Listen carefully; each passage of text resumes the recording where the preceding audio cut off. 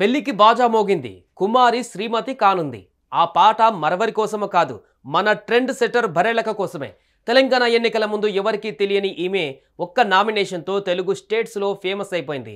ఎన్నికల తర్వాత కాస్త మీడియా ముందుకు రావడం తగ్గించిన అక్క తాజాగా పెళ్లి చేసుకుంటున్నట్లు వీడియో రిలీజ్ చేసి షాక్ ఇచ్చింది. వరుడు ఎవరు, పెళ్లి ఎప్పుడు అనే ప్రశ్నలకు సమాధానం కూడా ఓ వీడియోతో క్లారిటీ ఇచ్చింది. వీరి ప్రీ వెడ్డింగ్ వీడియో రిలీజ్ చేసి వరుడిని రిలీజ్ చేసింది.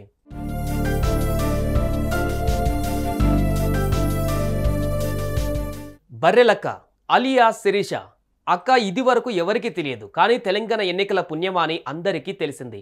నిరుద్యోగుల కోసం ఎమ్మెల్యే అయ్యి వారికి ఉద్యోగాలు వచ్చేలా చేస్తానంటూ కొల్లాపూర్ నుండి నామినేషన్ వేసింది. ఆ తర్వాత మీడియా చూపు ఆమెపై పడింది. ఫలితంగా ఫేమస్ అయింది. ఎన్నికలలో ఓడిపోయిన విషయం పక్కన పెడితే శిరీష ఇప్పుడు అత్తారింట్లో అడుగు పెట్టబోతోంది.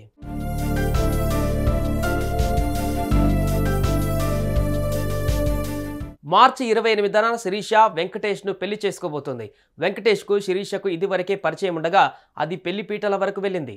తాజాగా శిరీష రిలీజ్ చేసిన శుభలేఖలో అన్ని డీటెయిల్స్ తెలియజేయగా ఇప్పుడు మరో తన ప్రీ వెడ్డింగ్ వీడియో రిలీజ్ చేసింది.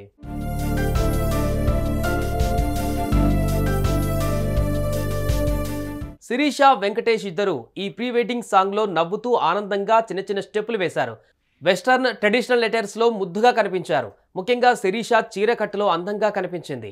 హైదరాబాద్లో ఉన్న టాప్ ప్లేస్లో వీరు చట్టాపట్టాలేసుకొని తిరిగినట్లుగా సాంగ్ను చిత్రీకరించారు. ఇద్దరి కోసం స్పెషల్గా ఈ సాంగ్ రాయించింది బరెలక్క. పాటలో వధూవరుల పేర్లు వచ్చేలా ప్లాన్ చేసింది.